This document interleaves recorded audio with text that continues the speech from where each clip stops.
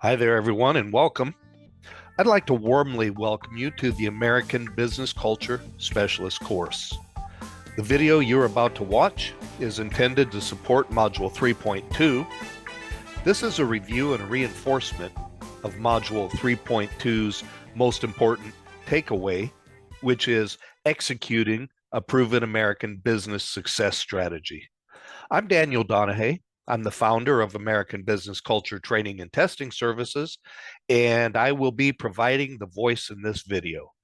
I'm very happy that you've decided to join me, and I thank you very much for your interest. Enjoy the program. Before we get started with executing the strategy, let's take a quick moment and review the critical learning objectives from Module 3.1. They were as follows. Follow a proven win-win negotiation strategy, employ the alignment funnel approach, make sure that you obtain reliable commitments, use appropriate contact frequency, employ the salami tactic, and establish guardrails. Now, to use the agility focused strategy, we have to keep in mind that there's two relevant points in a strategy. There's the starting point where we're at today. This is the status quo.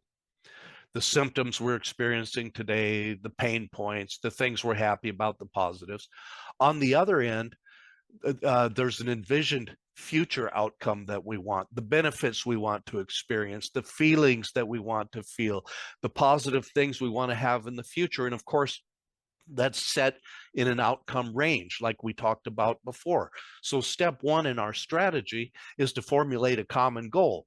This is our envisioned future outcome, and we do that together as a team. Now, this is a perfect world goal. And the thing to understand about is that all stakeholders are obligated to strive for this outcome, even though it may well be out of reach. Your obligation is to strive for it, not to reach it. If you reach it, great, but you probably won't. You don't have a choice about striving for it, though. That's a must.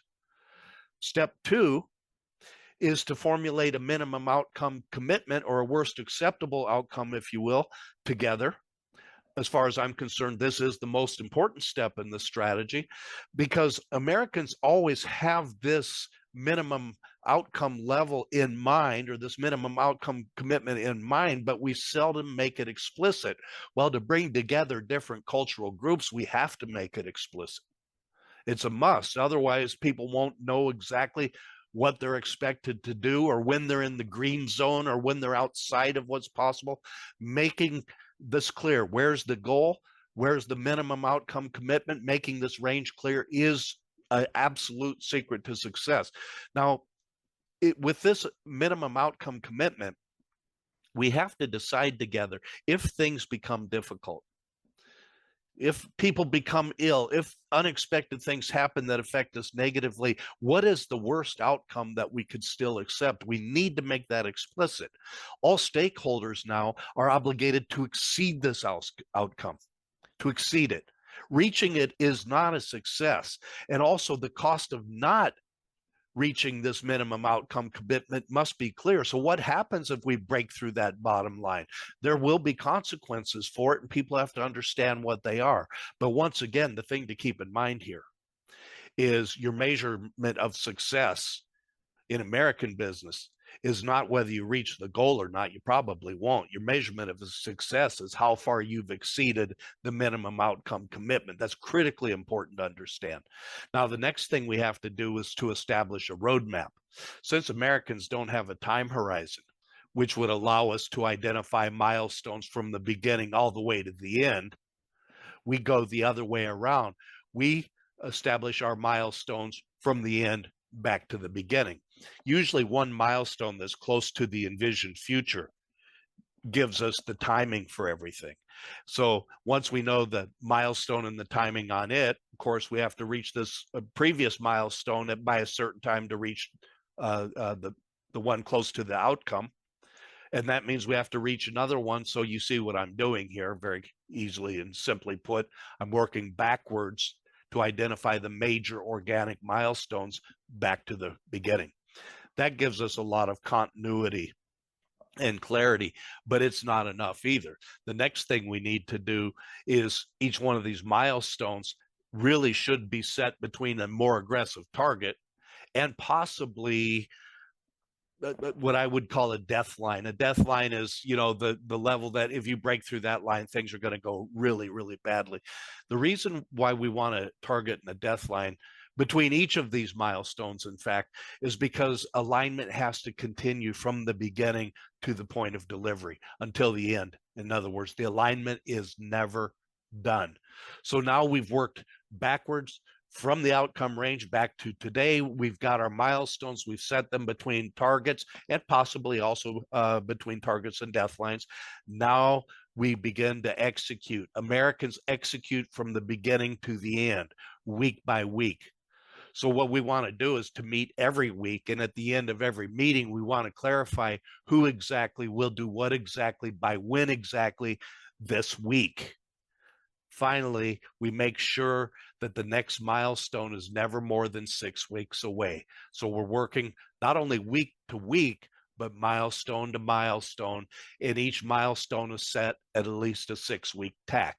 So if your organic milestones, and this will usually be the case, lie further apart than 6 weeks, you create artificial milestones at 6 weeks to ensure that there's urgency, that there's alignment, and that there's progress. Because of the shorter time horizon that Americans have, the progress and the quick wins are very, very important to success. They build momentum. They get an investment in the outcome. Very, very important steps. Now, finally, I'd like to give a quiz here and find out what you've learned both from this video and from the Module 3 PDF. So let's start with this. What is the minimum suggested contact frequency on active projects?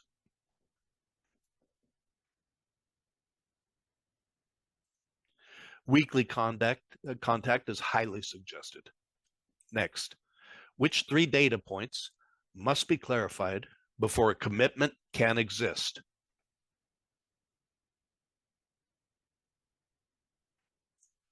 Who exactly will do what exactly by when exactly? Next, how is the salami tactic employed?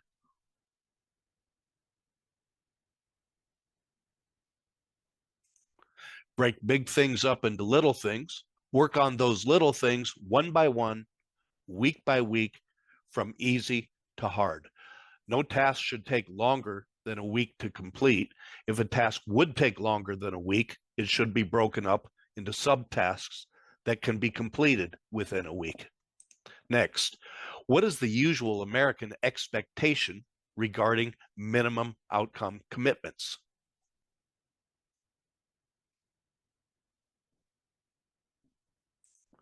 People are expected to do everything in their power to significantly exceed them.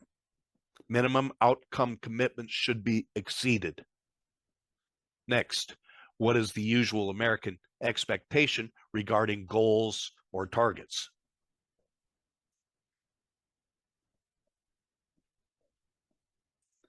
People are expected to give their best to reach them, even if they are unreachable. It's important to strive for targets, not to reach them necessarily. Thank you very much for your interest. We certainly appreciate it, and we look forward to seeing you again in the next module. Thank you.